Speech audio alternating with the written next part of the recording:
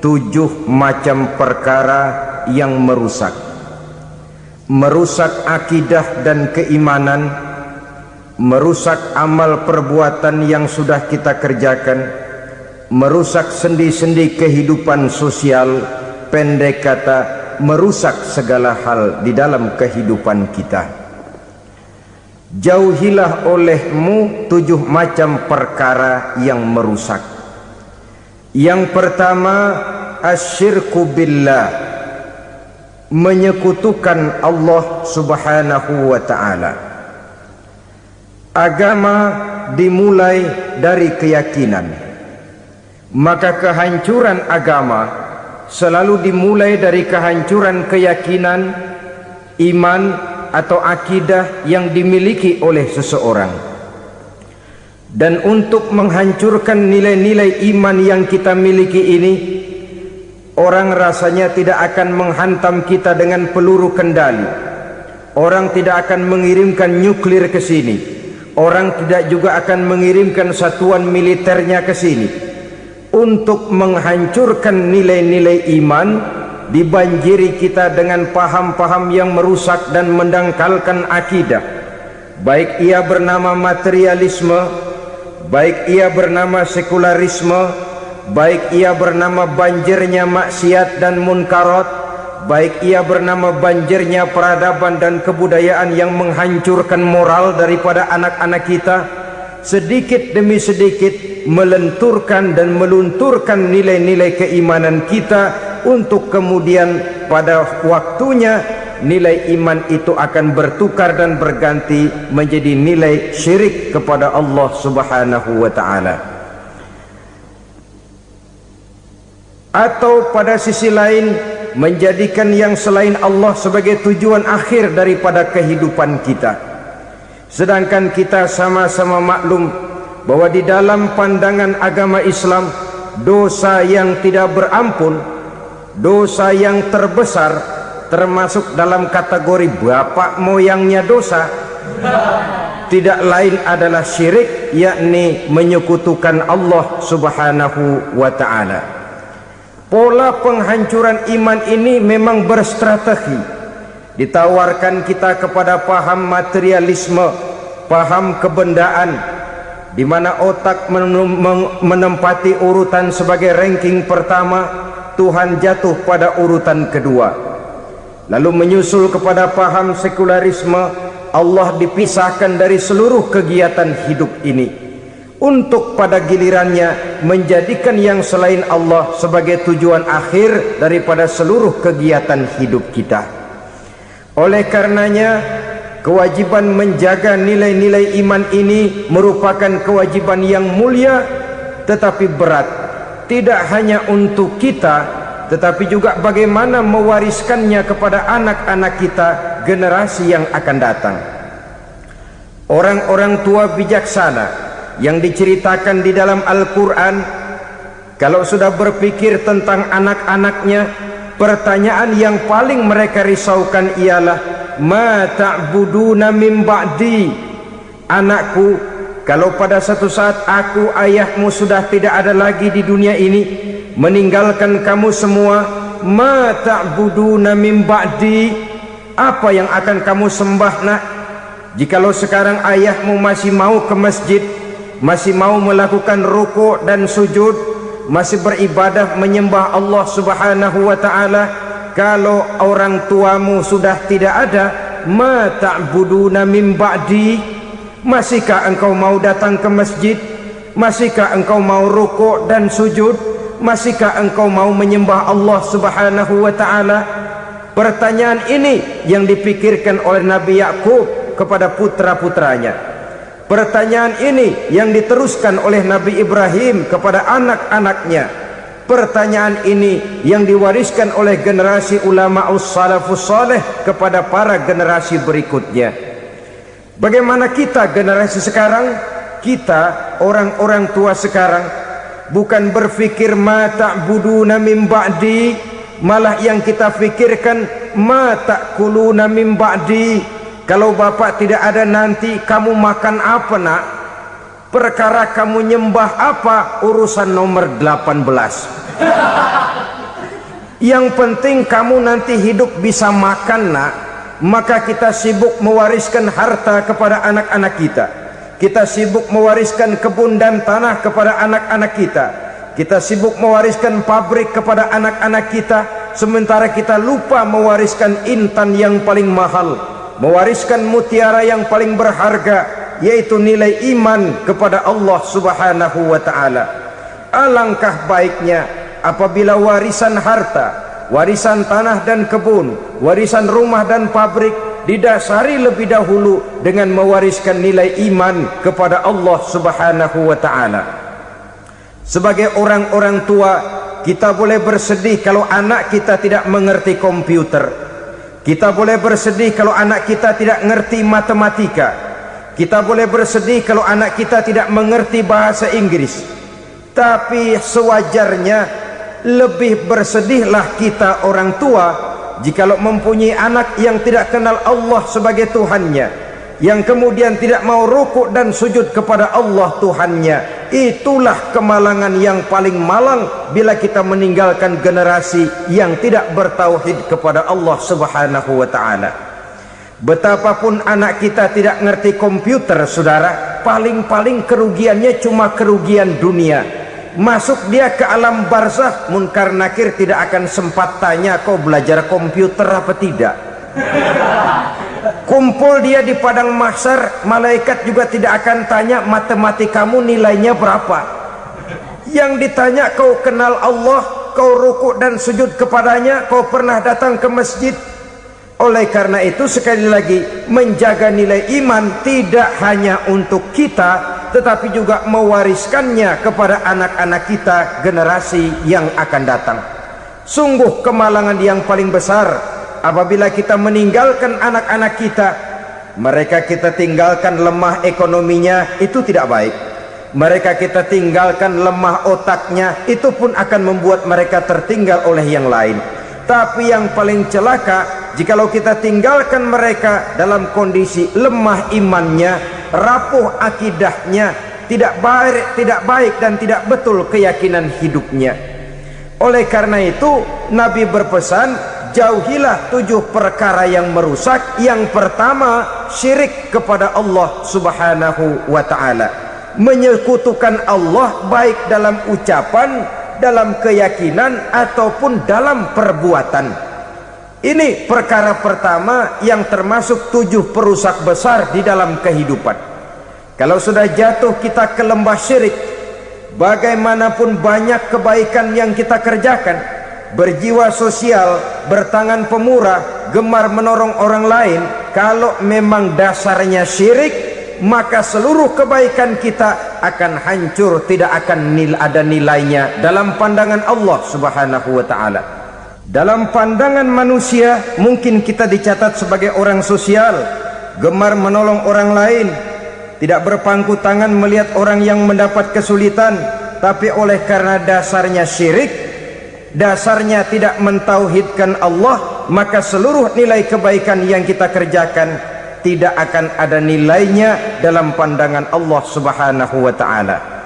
Maka jagalah iman kita, jangan sampai dihinggapi penyakit syirik yang bagaimana kecilnya sekalipun. Sekali lagi, baik syirik dalam bentuk ucapan, syirik dalam bentuk keyakinan, sampai kepada syirik dalam bentuk perbuatan, kita berhindar kepada sifat-sifat yang sedemikian itu. Karena apa? Dalam satu ayat Quran Allah Subhanahu wa ta'ala menjelaskan, innallaha la yaghfiru ayyushraka bih wa yaghfiru ma duna dzalika liman yasha. Allah tidak akan memberi ampun kepada orang-orang yang menyekutukannya, tapi Allah masih mau memberikan ampun kepada dosa-dosa yang selain itu bagi orang-orang yang dikehendakinya.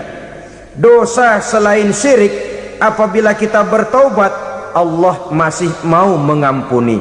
Tapi kalau sudah jatuh ke tempat syirik, itu sudah dosa yang tidak berampun.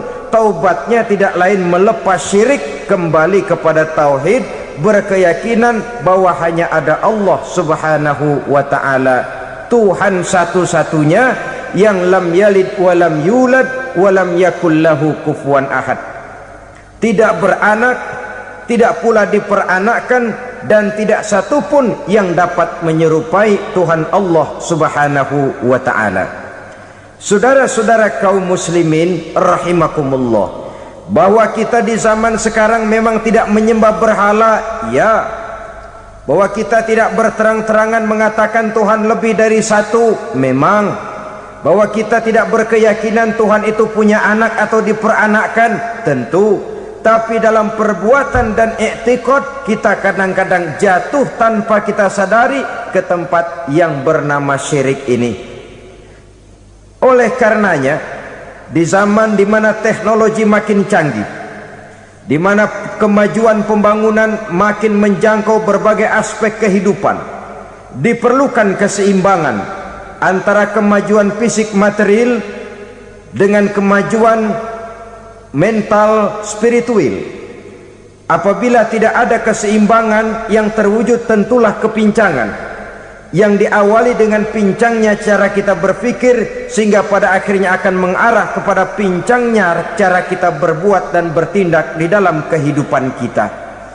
Oleh karena itu Nabi berpesan, jauhilah sifat syirik, karena syirik merupakan dosa yang teramat besar. Ini sifat merusak yang pertama. Yang kedua, kata Nabi, wasihra, jauhilah sihir. Sihir ini juga termasuk perkara yang merusak kehidupan. Kita semua sama-sama maklum bahwa sihir sebenarnya bukan persoalan baru. Sejak sebelum datang Islam, sihir itu sudah ada. Di zaman Yunani kuno sihir ada, di zaman Mesir kuno, di zaman Cina kuno, dan yang lain-lain yang serba kuno, sihir itu sudah ada. Bahkan para nabi pun, para rasul yang diutus oleh Allah Subhanahu wa ta'ala, senantiasa berhadapan dengan ahli-ahli sihir untuk menguji kebenaran dari misi yang mereka bawa.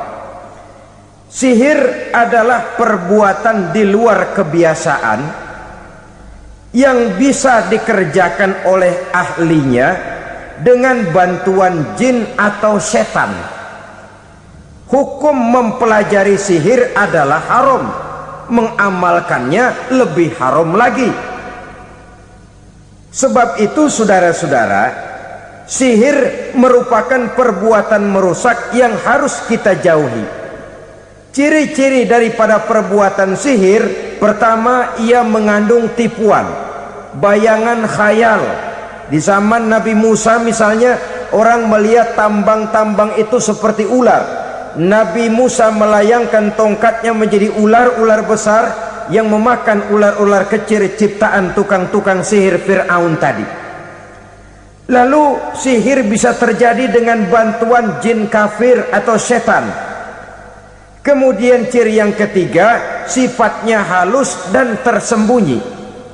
Taruh kata ada seorang ahli sihir yang mempergunakan ayat-ayat Quran sebagai jompa-jampe, sebagai baca-bacaan, itu cuma sekedar kedok. Tujuannya tidak lain menjadikan agama sebagai ketok untuk membenarkan cara yang dimurkai oleh Allah Subhanahu wa ta'ala. Satu hadis yang diriwayatkan oleh Imam Bazar dan Tabrani, Nabi berpesan, laisa minna man tatayyara lahu au takahhana au tukuhhina lahu au sahira lahu. Tidak termasuk ke dalam golonganku, kata Nabi, tidak termasuk umatku. Siapa mereka? Man tatayyara lahu, orang yang bertatoyur. Apa tatoyur itu? Dari kalimat toyaro, artinya terbang. Toir biasa diartikan dengan burung. Tatoyaro percaya kepada suara-suara burung. Man tatoyaro lahu, mempercayai, meyakini dengan benar-benar kepada suara beburungan. Kan suka ada itu, nah bunyi burung tuh, maling liwat. Maling liwat. burung bunyi maling liwat, itu termasuk tatoyaro lahu, percaya kepada suara burung. Kan aneh kalau suara orang nggak dipercaya, suara burung malah dipercaya. Ada ustadz ceramah, kiai ngaji, nggak mau didengerin, burung dengerin bener. Nah, suaranya dari sebelah mana? Belah kulon. Nah, itu tandanya anu. Habis dihitung-hitung, itu termasuk tatoyaro lahu, au takahana, atau bertenung, au tukuhina, atau minta ditenungkan, au sahiro lahu, atau melakukan perbuatan sihir, atau minta disihirkan. Laisa minna, tidak termasuk ke dalam golonganku, kata Nabi.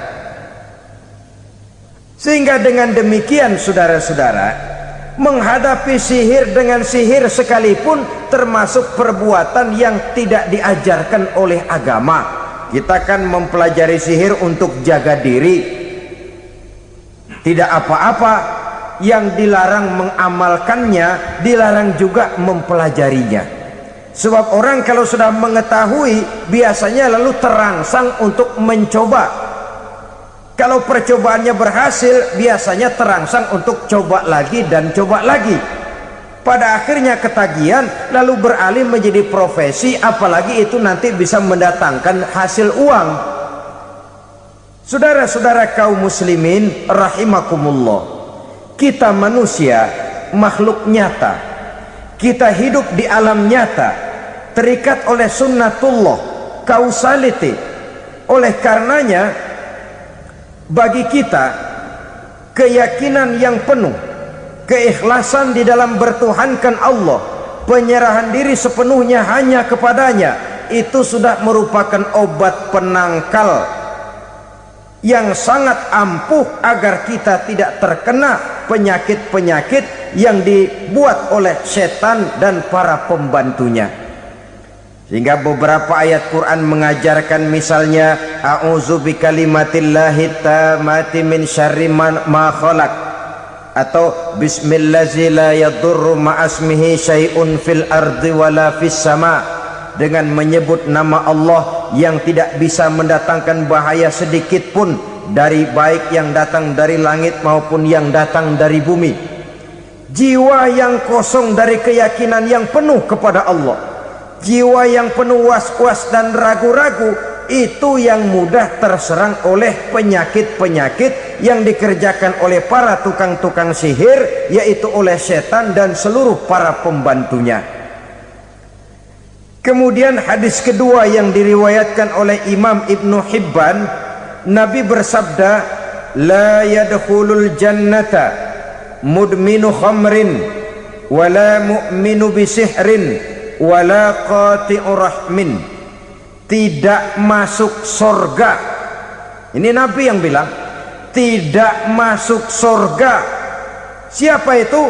Pertama, mudminu khamrin, orang yang berkekalan dalam mabuk. Selalu mudminun itu sudah menjadi perbuatan rutinnya, tidak kapok-kapoknya, teler seumur hidup.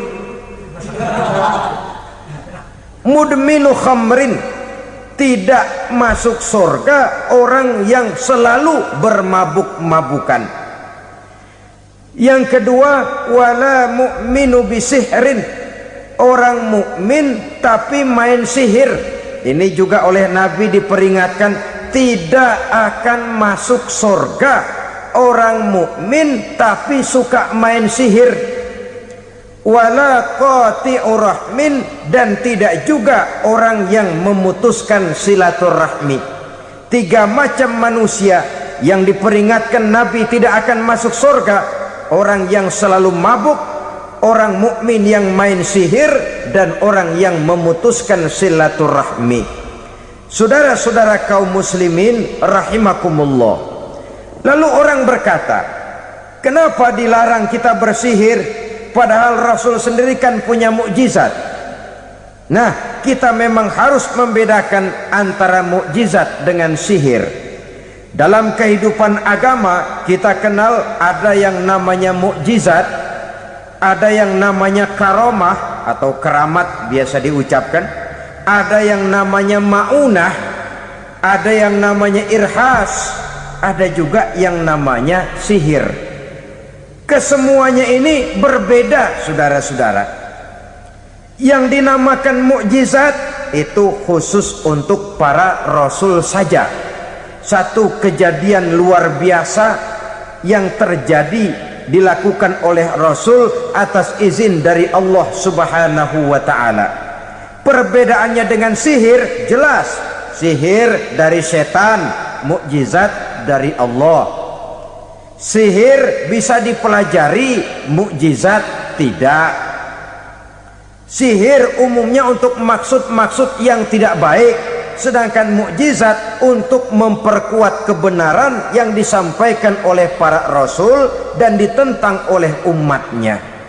Bahkan kafir Quraisy dahulu menganggap orang-orang ahli sihir itu berada dalam satu posisi yang hina, sehingga mereka mengatakan dan menuduh Nabi Muhammad sebagai tukang sihir. Tuduhan sebagai tukang sihir adalah tuduhan yang sangat aib dan hina.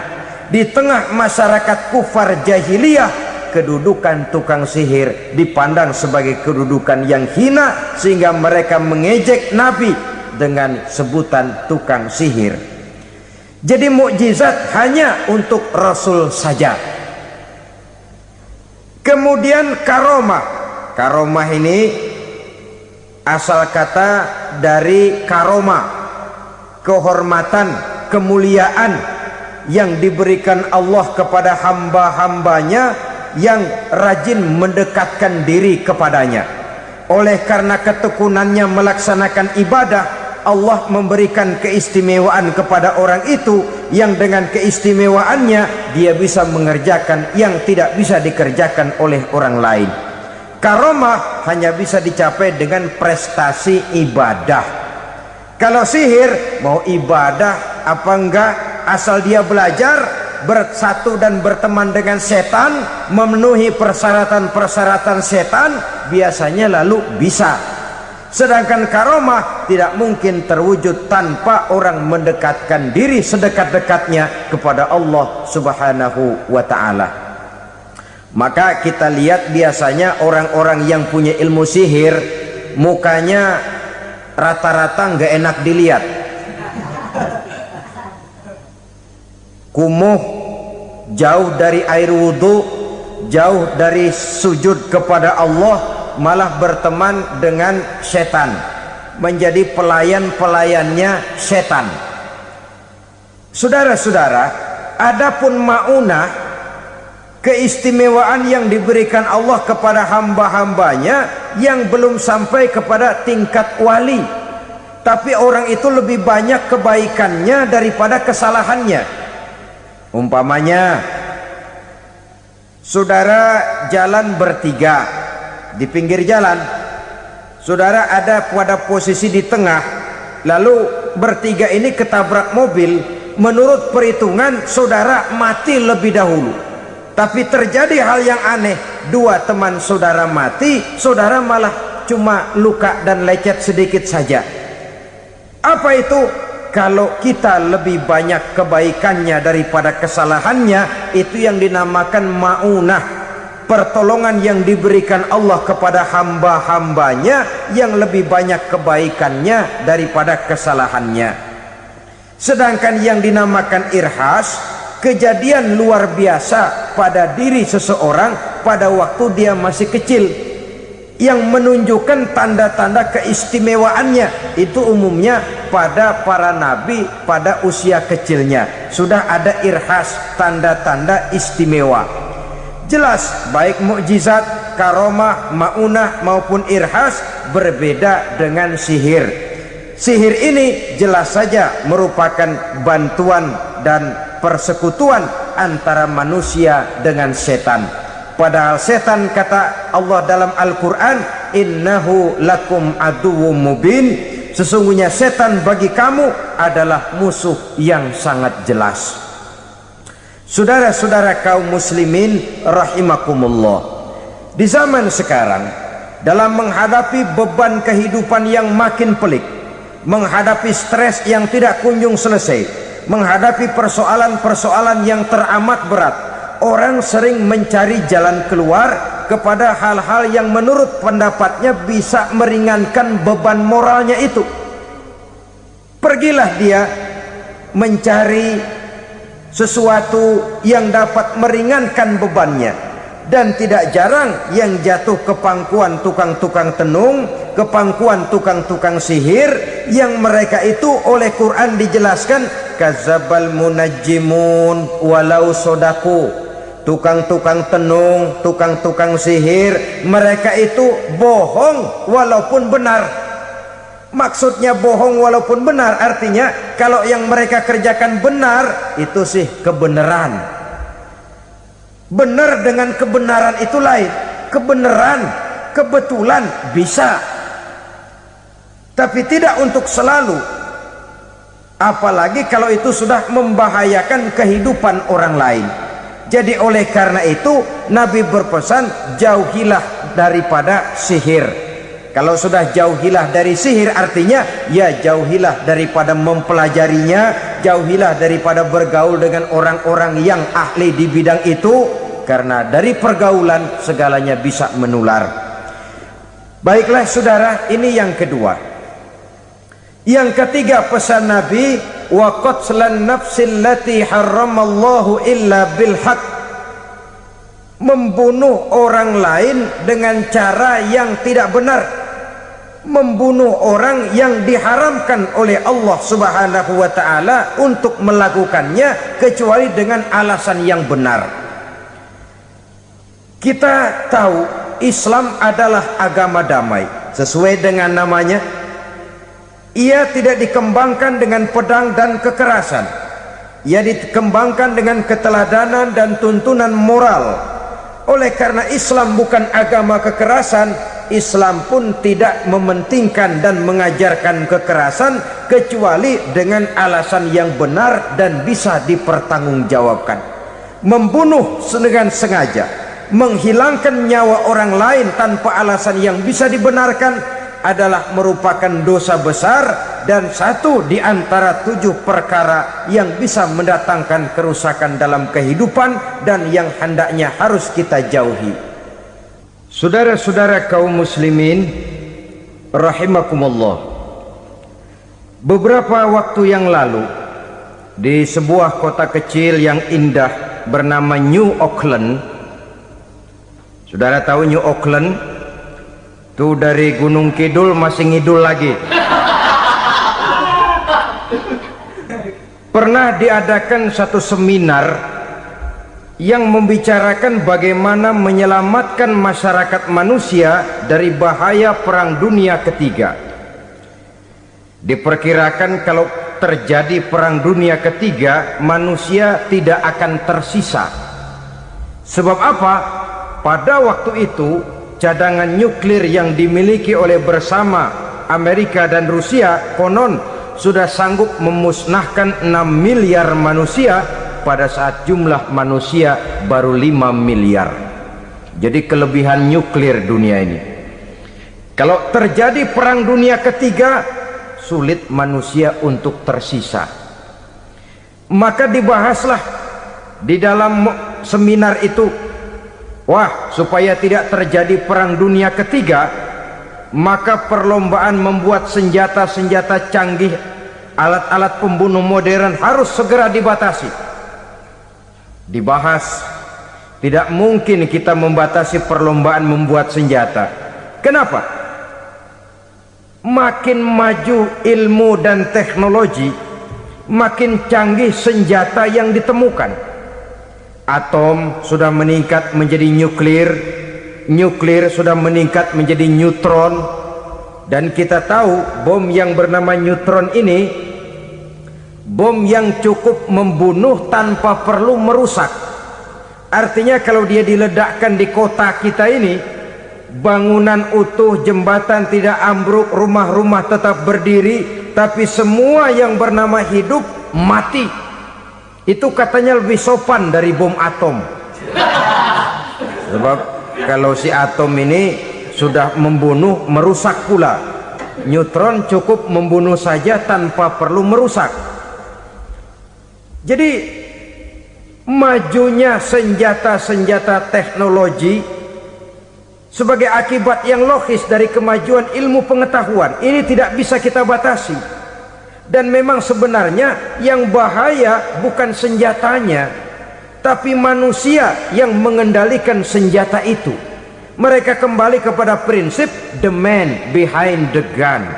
Bukan senjatanya yang bahaya, tapi manusia yang mengendalikan senjata itu yang bahaya. Walaupun senjatanya modern, katakanlah model M16 umpamanya, kalau yang mengendalikannya orang beriman, insya Allah aman. Tapi biar megang cuma senapan angin, kalau yang megang orang brutal, ngeri kita deket-deket. Apalagi kalau memang bukan ahlinya menggunakan senjata, bisa ngeker kaki kena jidat.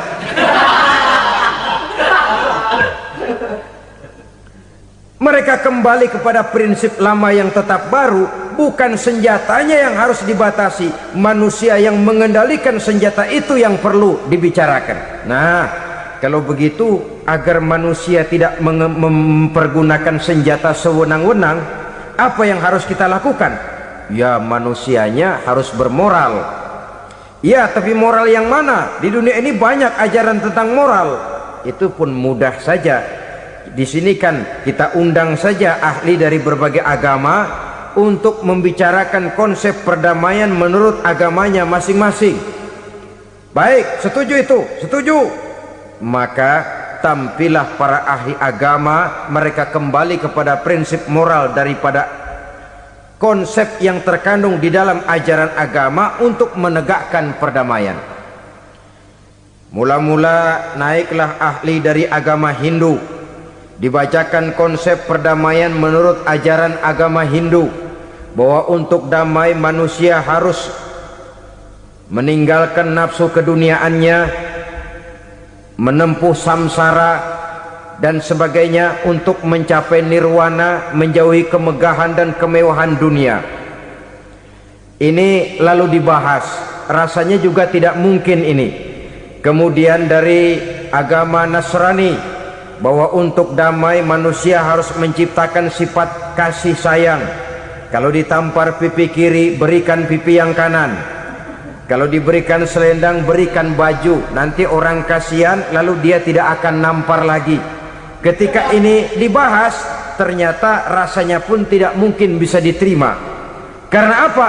Di zaman sekarang orang ditampar pipi kiri, dikasih pipi kanan, bukan kasihan, gemes. Damai belum tentu, bonyok udah jelas.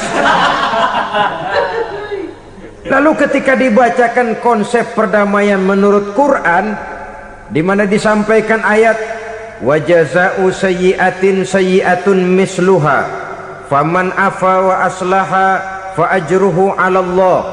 Balasan terhadap satu kejahatan adalah kejahatan yang seimbang, tetapi barang siapa yang memberi maaf dan mencari jalan damai, itulah yang terbaik dan akan mendapat pahala dari Allah Subhanahu wa ta'ala.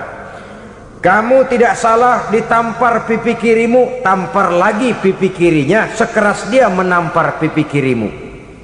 Nanti orang tidak mau menampar kita karena dia tahu kalau dia tampar kita, dia akan menderita tamparan sekeras dia menampar kita. Akan terjadilah prinsip saling hormat menghormati, tidak saling ganggu, tidak saling usil, tidak saling jahil. Atas dasar ini perdamaian bisa ditegakkan. Mereka bisa menerima konsep ini, tapi kemudian seminar ditutup tanpa satu keputusan resmi. Kenapa? Terus terang mereka kagum dengan konsep Islam, tapi sentimen lama terhadap nilai-nilai Islam telah menutup mata mereka untuk menerima kebenaran dari ajaran Al-Quranul Karim. Saudara-saudara kaum muslimin rahimakumullah, kembali kita kepada persoalan pokok. Roh adalah dari Allah, dia akan kembali kepada Allah, milik mutlak dari Allah. Tidak pantas kita merampasnya dari orang lain. Tidak wajar kita menghilangkannya tanpa alasan yang dibenarkan oleh agama. Di zaman sekarang akibat persaingan hidup yang makin tajam, lapangan kerja yang makin sulit, tensi ekonomi yang makin tinggi, atau karena nilai moral yang makin rendah, atau juga karena rapuhnya pegangan orang kepada agama, nyawa rasanya sudah sedemikian murahnya. Berbagai kasus membuat berdiri bulu roma kita. Ada mayit, ada manusia dipotong 6, dicincang macam kambing. Ada yang dipotong 5, ada yang dipotong 13, dikardusin, dibuang ke tempat sampah. Inna lillahi wa inna ilaihi raji'un. Gejala apa ini? Kanibalisme. Manusia sudah demikian sadisnya, manusia sudah sedemikian buasnya, sehingga sesama manusia diperlakukan seperti hewan. Padahal hewan sendiri belum pernah macan makan macan, bagaimanapun buasnya macan. Belum pernah serigala memakan serigala, bagaimanapun brutalnya serigala.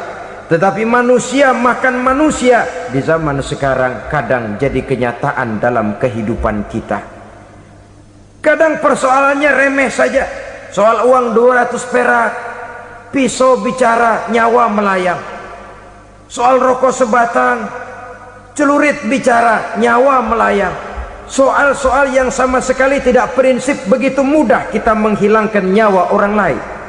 Padahal Nabi pernah memperingatkan, apabila dua orang muslim sudah berkelahi dan berbunuh-bunuhan, al-qatil wal maktul finnar, yang membunuh dan yang terbunuh dua-duanya neraka.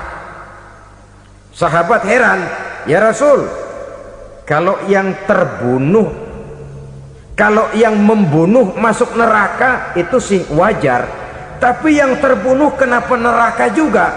Beliau menjawab, dua-duanya sudah punya niat untuk saling membunuh. Niatnya itu yang diponten.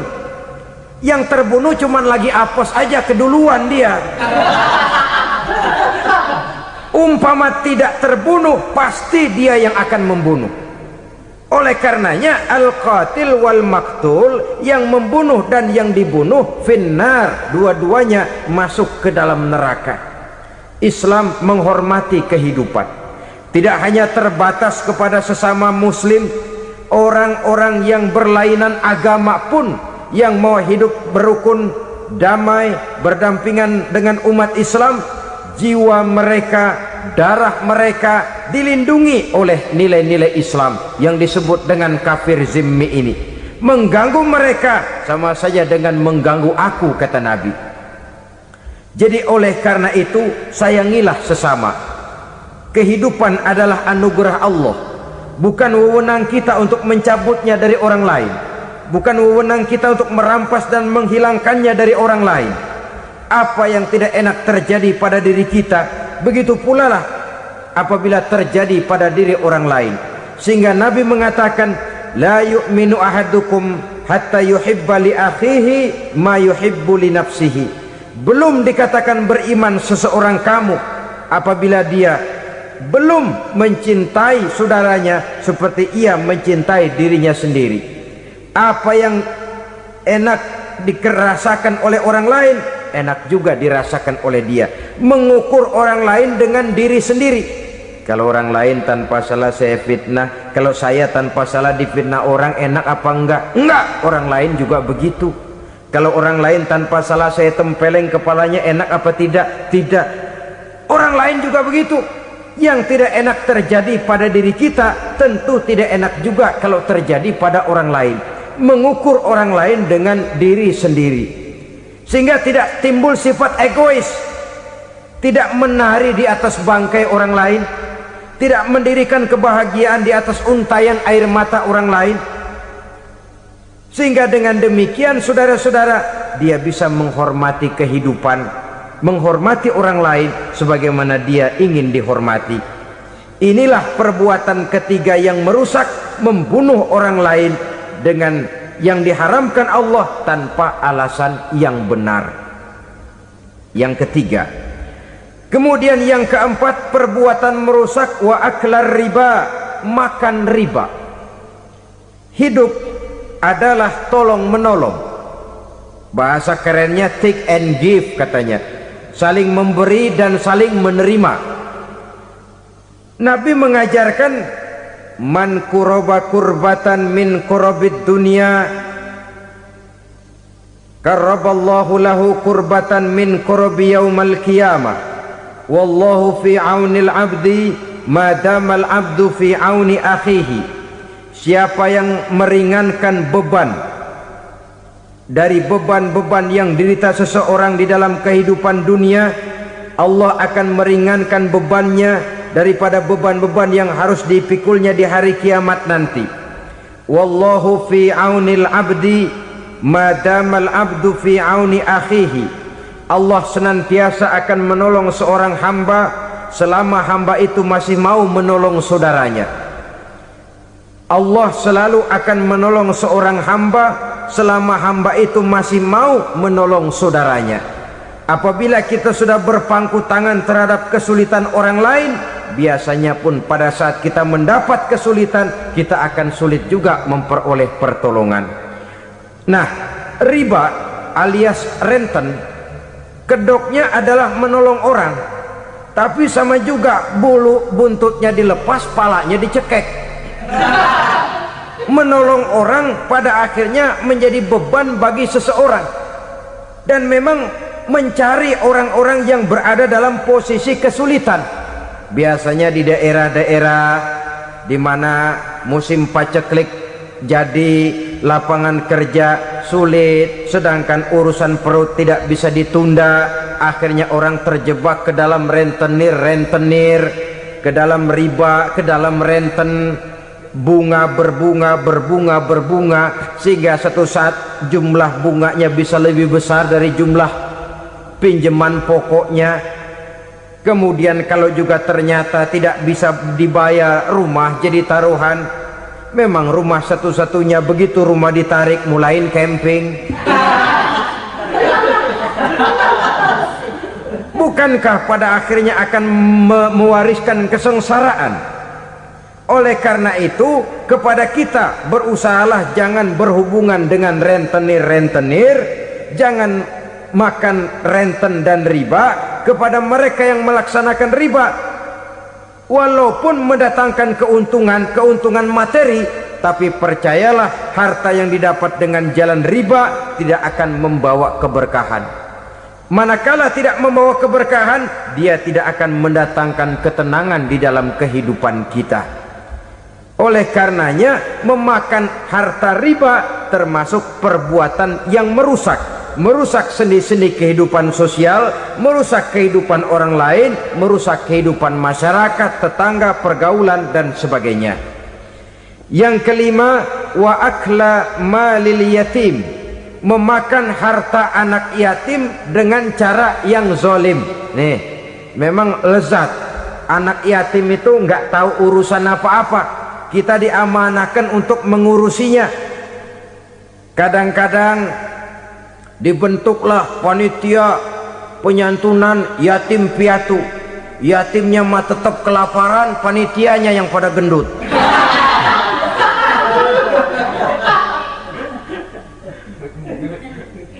Padahal memakan harta anak yatim termasuk perbuatan dosa besar, dan menjantuni yatim merupakan perbuatan mulia.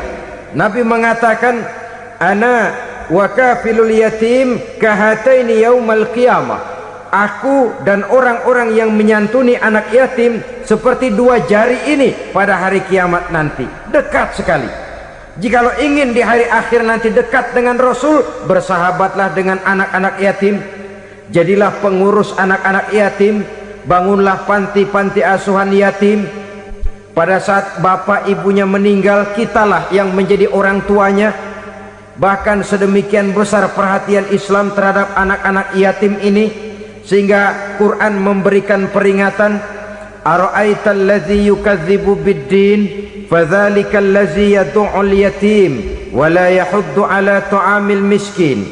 Tahukah kamu siapa orang yang mendustakan agama, beragama tapi dianggap dusta, salatnya dusta, puasanya dusta, karena agamanya sudah berdusta. Siapa mereka? Fazalikal ladzi yad'ul yatim, orang yang menyanyiakan anak yatim. wala yahuddu ala ta'amil miskin, dan tidak pernah memberi makan kepada orang-orang yang menderita kemiskinan. Menyia-nyiakan, meninggalkan anak yatim termasuk perbuatan yang divonis kita sebagai orang yang mendustakan agama.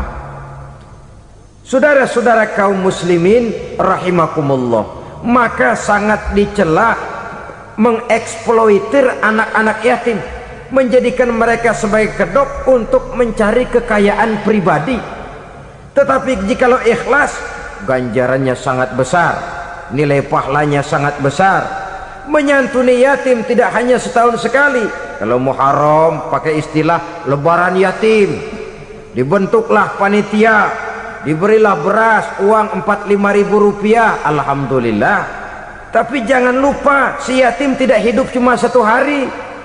Dia tidak hidup cuma di bulan Muharram saja, dia hidup 12 bulan dalam setahun. Sebagaimana anak-anak yang lain, dia juga berhak punya masa depan. Dia juga berhak menikmati bangku sekolah. Dia berhak mengenyam arti dan makna pendidikan. Dia berhak membekali diri dengan ilmu dan pengetahuan seperti halnya anak-anak yang lain. Maka kita yang diberikan keluasan oleh Allah, ingatlah itu, bersahabatlah dengan anak-anak yatim, santuni mereka. Perkara setahun sekali di bulan Muharram, alhamdulillah, itu bagus, bin Thayyib alias baik. Tapi tentu dan tentu, sekali lagi, si yatim tidak hanya hidup di bulan Muharram. Dia hidup 12 bulan dalam setahun, 24 jam dan di dalam sehari.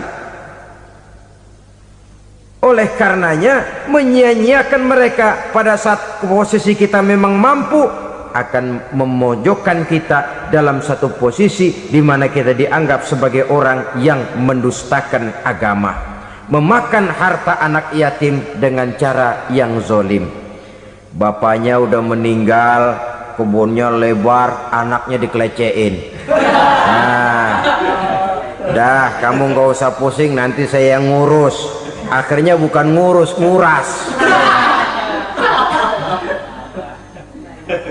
Si yatim mungkin tidak tahu bahwa dia disia-siakan, haknya diambil, miliknya dizolimi.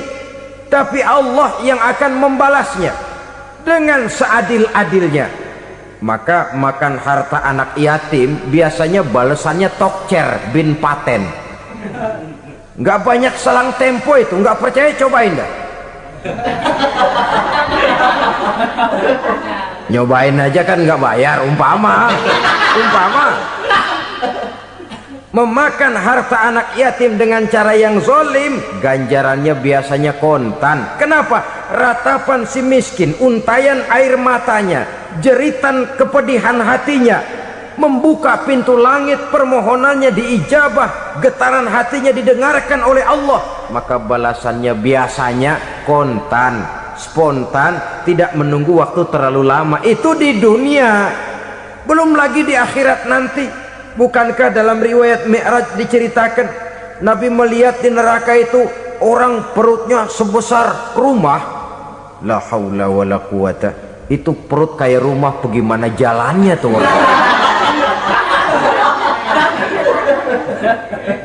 Dan memang gak jalan, diseret-seret oleh malaikat di neraka itu. Hancur perutnya, amburadul itu perut. Berantakan isinya, dibulatkan lagi, diseret lagi, hancur lagi, dibulatkan lagi. Sampai Nabi tanya, orang itu begitu berat siksanya kenapa ya Jibril? Itu Muhammad, waktu di dunia dulu rakus banget makan harta anak yatim. Begitu vonisnya, begitu menyedihkan nasibnya di akhirat. Tapi di dunia pun ketidakberkahan itu sudah membayangi kehidupannya. Oleh karena itu, kepada saudara-saudara yang mendapat titipan anak yatim, berbahagialah, karena semulia-mulia rumah adalah rumah yang di dalamnya ada anak yatim yang disantuni. Sehina-hina rumah adalah rumah di mana di dalamnya ada anak yatim yang disia-siakan. Begitu kata Nabi kita. Rumah yang paling mulia dalam pandangan Allah, rumah yang di dalamnya ada anak yatim yang disantuni. Rumah yang paling hina dalam pandangan Allah, rumah yang di dalamnya ada anak yatim yang nasibnya disia-siakan. Berbahagialah saudara apabila menjadi penyantun anak-anak yatim, pelindung mereka, sehingga mereka mempunyai masa depan sebagaimana anak-anak lainnya. Rasulullah sendiri sedemikian peka terhadap keadaan anak-anak yatim karena beliau sendiri memang mengalami. Umur 6 bulan dalam kandungan ibu, beliau sudah ditinggalkan oleh ayahnya. Pada saat berusia 6 tahun ibu sudah meninggal. Yatim piatu dalam usia di mana beliau sedang perlu belas kasih seorang ibu dan pengertian seorang bapa. Kepekaan itu lalu timbul, bahkan kemudian sampai kepada beliau berkata, aku dan orang yang menyantuni anak yatim seperti jari tengah dan jari telunjuk di hari akhirat nanti. Sedemikian dekatnya. Baiklah ya, jadi yang kelima, memakan harta anak yatim. Jauhi karena ini perbuatan yang merusak. Yang keenam, watawalli yaumaz zahfi, melarikan diri pada hari pertempuran. Apa ini? Khianat, tidak konsekuen dengan konsep perjuangan. Pada mulanya keras benar teriak berantas korupsi, ganyang korupsi, cuma karena belum dapat giliran. Begitu dia naik dapat kesempatan, korupsinya lebih edan dari yang diteriakinya. Ini termasuk tawalli yaumaz zahfi, berpaling pada hari peperangan. Di saat menghadapi musuh, kalau belum kelihatan musuh, teriaknya nyaring bener, jangan takut demi kebenaran sampai titik darah yang paling penghabisan. Musuh belum kelihatan. Begitu musuh sudah kelihatan, paling dulu lari ke belakang. Kalau diajak berjuang ada saja alasannya. Sehingga Quran memberikan peringatan kepada kita semua. Mengapa kamu ini berat? Kalau sudah diajak berjuang di jalan Allah, kakimu seperti terhunjam berakar di perut bumi. Berat untuk melangkah berjuang. Lari dari pertempuran tidak konsekuen dengan konsepsi perjuangan. Mau enaknya saja dalam kondisi yang sulit lalu berpangku tangan. Ini termasuk ciri munafik yang di dalam Al-Quran disindir dengan bahasa kullama adha'a lahum masyaufi wa iza azlama alaihim qamu. Waktu terang mereka jalan, giliran gelap mereka mandek. Artinya, maksudnya kalau giliran ada untungnya aja rame-rame teriak Islam, tapi begitu diminta berjuang, dituntut berkorban, rame-rame mundur. Waktu dilihat di Islam ada untungnya, rame-rame teriak Islam. Pak, saya Islam banget pak. KTP saya Islam pak, pokoknya Islam banget dah. Tapi ketika diminta berjuang, dituntut sedikit berkorban, rame-rame mengundurkan diri. Tahun 65 PKI berontak. Waduh, waktu itu jadi orang Islam untung itu, nggak dikejar-kejar, aman. Masjid rame, mobil-mobil mewah parkir di depan musola dan masjid. Kenapa? Waktu itu asal udah ke masjid aman, Islam selamat, untung. Tapi begitu keadaan aman, yang parkir di musola sepeda butut melulu.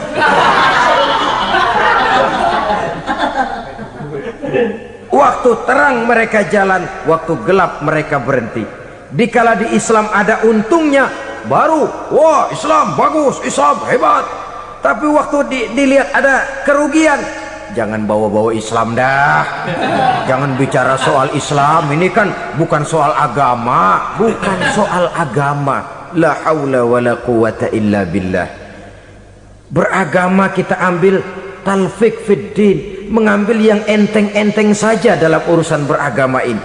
Tidak konsekuen kita dengan Islam kita. Seolah kita mau memilih mana yang terasa cocok sama selera kita, kita teriak Islam. Beratan aja dikit, rame-rame berpaling. Itu termasuk tawalli yaumaz zahfi. Para pengkhianat, mental-mental hipokrit yang tidak mau konsekuen menghadapi segala bahaya, itu termasuk perbuatan yang merusak. Kenapa? Kalau cuma dia saja yang lari, mungkin tidak jadi soal, tapi larinya ini akan mempengaruhi orang lain. Nah, pengaruhnya itu yang dicegah. Sebab kalau satu sudah mulai lari, yang lain mulai ngelirik. Ketika yang dilirik kemudian tidak ada reaksi, dia akan ikut lari. Artinya apa? Seorang muslim harus konsekuen dengan konsep perjuangannya, dengan keyakinan keagamaannya, dan tidak memilih yang enak-enak saja di dalam kehidupan beragama. Lari dari pertempuran, bermental khianat, mengkhianati agama, merupakan satu di antara sifat yang merusak. Terakhir saudara, wa qazfal muhsanatil ghafilatil mu'minat, menuduh perempuan baik-baik yang tidak tahu menahu tentang tuduhan yang dituduhkan kepadanya, menuduh perempuan mukmin yang baik-baik yang tidak tahu menahu tentang tuduhan yang dilakukan kepadanya. Fitnah lebih bahaya daripada pembunuhan. Orang yang tidak salah bisa hancur namanya, orang yang berniat baik bisa ambruk perjuangannya oleh karena fitnah. Sehingga dikatakan al fitnatu asyaddu minal qatli, fitnah lebih bahaya daripada pembunuhan. Maka memfitnah ini termasuk satu dosa di antara 7 hal merusak yang harus kita jauhi semampu kita, semampu-mampunya. Mengupayakan sebisa-bisanya jangan sampai terjebak ke dalam hal yang demikian. Nah saudara-saudara, inilah saja pertemuan kali ini. Mudah-mudahan ada manfaatnya. Semoga Allah memberikan kekuatan zahir dan batin kepada kita untuk bisa menjauhi 7 perkara yang merusak ini. Terima kasih atas segala perhatian, mohon maaf atas segala kekurangan. Wabillahi taufiq wal hidayah. Wassalamualaikum warahmatullahi wabarakatuh.